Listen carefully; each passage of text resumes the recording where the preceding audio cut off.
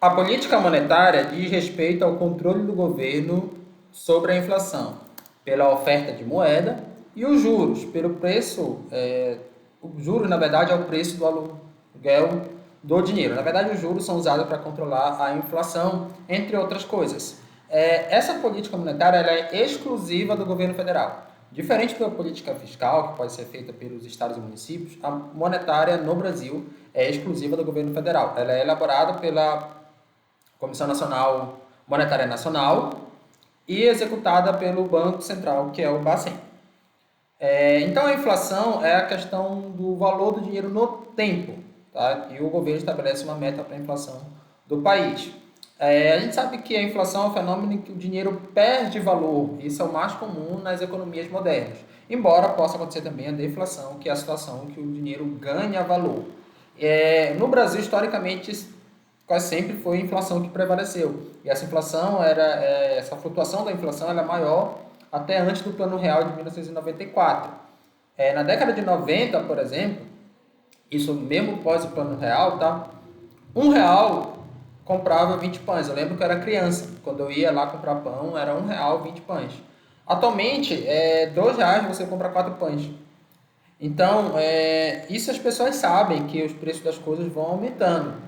E é claro que também não só o preço das coisas vai aumentando. O salário mínimo, por exemplo, aumentou da década de 90 para cá. Então, no geral, os preços aumentam em condizente também com a renda das pessoas. Tá?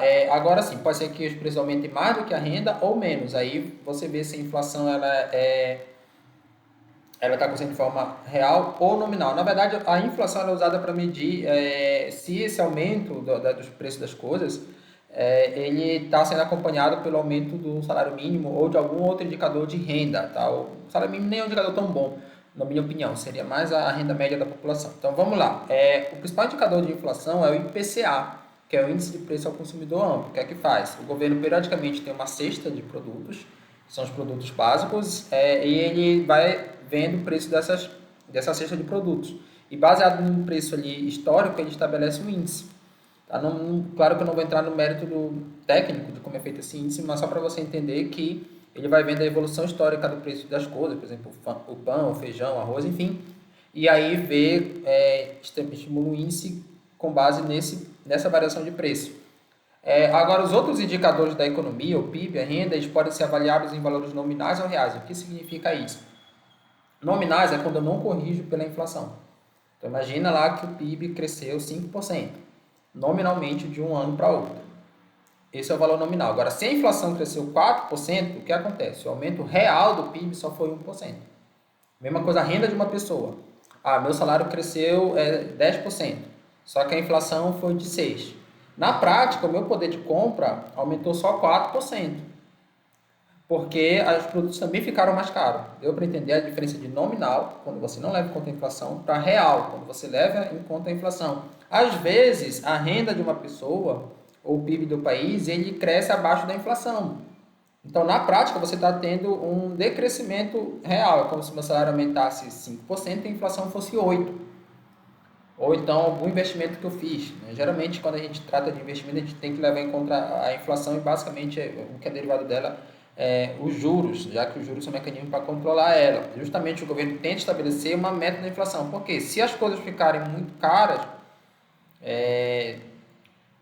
se acontecer esse aumento sistêmico do preço das coisas, isso causa problemas do ponto de vista macroeconômico. Então, o governo tem que meio que tentar controlar essa meta da inflação. Quais são os principais mecanismos para ele controlar a inflação? A primeira coisa é a base monetária, que é o total de dinheiro no país, de forma bem simplificada. Tá? A base monetária ela é mais complexa que isso. Ela vai lá do passivo das autoridades monetárias, do Bacen. Mas eu não vou entrar no mérito mais detalhado, eu vou falar de forma bem didática para você entender que é o total de dinheiro circulando no país. Então, geralmente, quando a gente é criança, a gente se faz essa pergunta: o que acontece se o governo imprimir muito dinheiro? Você escuta no noticiário que o Brasil está com uma dívida alta e você pensa, mas o Brasil pode imprimir dinheiro, tem a Caixa da Moeda, por que ele não imprime e paga essa dívida? O que acontece é o seguinte: quando ele imprime dinheiro, ele desvaloriza a moeda, ele causa inflação. Então, imagina lá que o total de dinheiro circulando no país sejam 10 trilhões de reais. Esse é o total de dinheiro, de forma hipotética. Tá? O governo vai e imprime mais 10 trilhões. Aí o preço do pão, que era R$ 1, por exemplo, na base monetária de 10 trilhões, quando a base monetária muda para 20 trilhões, o preço do pão muda para R$ 2. Então as coisas vão ficar sempre o dobro. Então por isso não vai adiantar você imprimir dinheiro, você desvaloriza a sua moeda, não só no mercado interno, mas também perante as outras moedas. Então, só que esse aumento do preço ele não acontece de imediato. Não é o Brasil imprimindo mais dinheiro, hoje e amanhã vai ter mais inflação. Geralmente tem um delay, tá? Tem um delay aí de algum tempo que varia, até porque existem tendências que vão contra a inflação, que, por exemplo, é a tendência do avanço tecnológico. O avanço tecnológico tende a deixar as coisas mais baratas porque tem mais eficiência no processo produtivo. Então, pode ser que um efeito de impressão de dinheiro seja compensado pelo avanço tecnológico. Alguns economistas da escola austríaca e até mesmo da escola de Chicago, são escolas mais liberais, a austríaca muito mais extrema, eles dizem que realmente os governos do mundo têm causado grande problema, grande crise devido à impressão de dinheiro e que isso é uma bolha e vai estourar. E que só não estourou por causa do avanço tecnológico. Você tem ali a taxa de juros básica da economia, que no Brasil é a Selic. Então, todos os países estabelecem taxa de juros básica. Esse é outro mecanismo de controle da inflação. Por quê? Se um governo quer incentivar a economia, ele diminui a taxa de juros. O que acontece? A taxa de juros é o seguinte: imagina que eu tenho 1 milhão para investir. Se eu emprestar dinheiro para o governo, ele vai me pagar com essa taxa de juros básica ou algum título público derivado dessa taxa de juros. O mais comum é o Tesouro Selic, que é exatamente essa taxa de juros. Imagina que esteja 6% ao ano. Então, eu posso pegar esse meu dinheiro, R$ 1 milhão, e emprestar para o governo, ele vai me dar todo ano 6% disso. Que vai dar ali 60 mil, né? Beleza.